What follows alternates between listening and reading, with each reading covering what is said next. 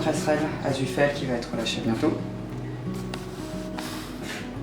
2 fouines, 2 bébés fouines. Pas trop. Un jeune renard en dessous qui vient d'arriver.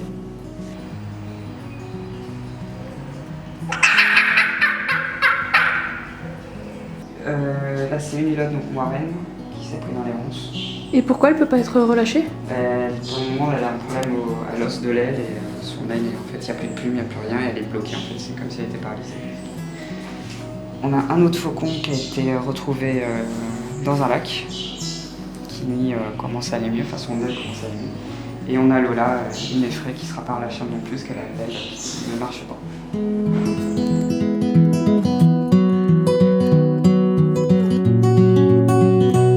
Il a été trouvé bébé, des gens qui l'ont ramené parce qu'il était à terre. C'est un petit qui est tombé de son nid.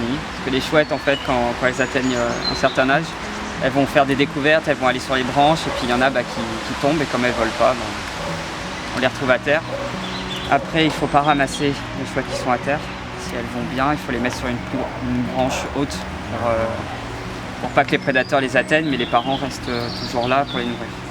C'est vraiment en cas de besoin, si l'animal est blessé, qu'on peut les prendre.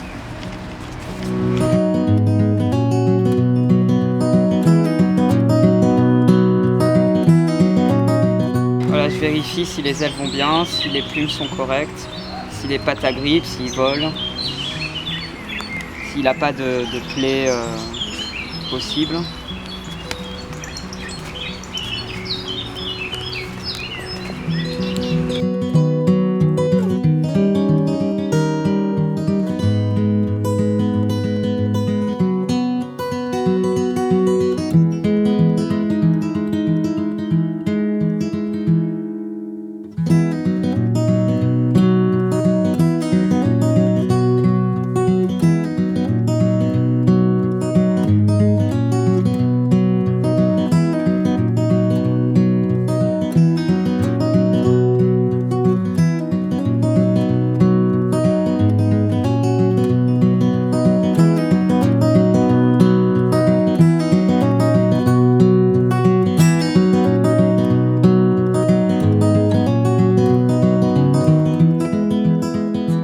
Le lieu de relâcher par rapport à là où il a été trouvé, par rapport à comment est le lieu, s'il y a des routes, s'il y a des dangers potentiels. Là, il y a tout pour... vu que c'est une espèce forestière, tu as des arbres, tu as des cachettes, je pense qu'il doit y avoir pas mal de souris, de mulots, de campagnols.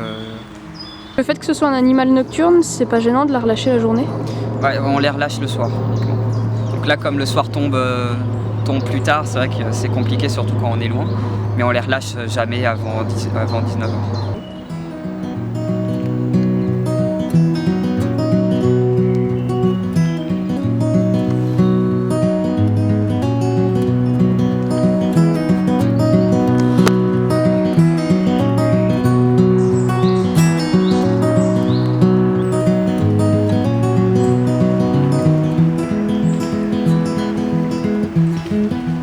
Qu'est-ce que ça te fait là qu'elle soit relâchée? Ah bah c'est un petit coup au cœur quand même parce que je l'ai vu bébé, je l'ai gardé pendant un temps et puis maintenant bah, c'est comme tout parent, on doit attendre que les enfants grandissent et puis bah, ils s'en vont un jour. Et puis il y en aura d'autres qui viendront et puis on continuera et puis on va dire que c'est une page qui se tourne mais que le livre reste ouvert et on attend les nouvelles arrivées.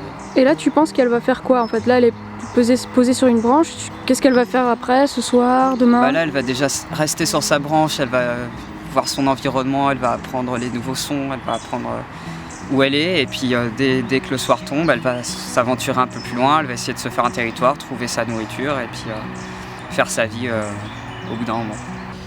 Pour être sûr qu'on puisse le relâcher, il faut que les plumes soient belles, il faut que l'animal soit en bonne santé, qu'il n'y ait pas de parasites, qu'ils puissent chasser, donc on les met sous souris vivante pour leur apprendre à attraper du vivant.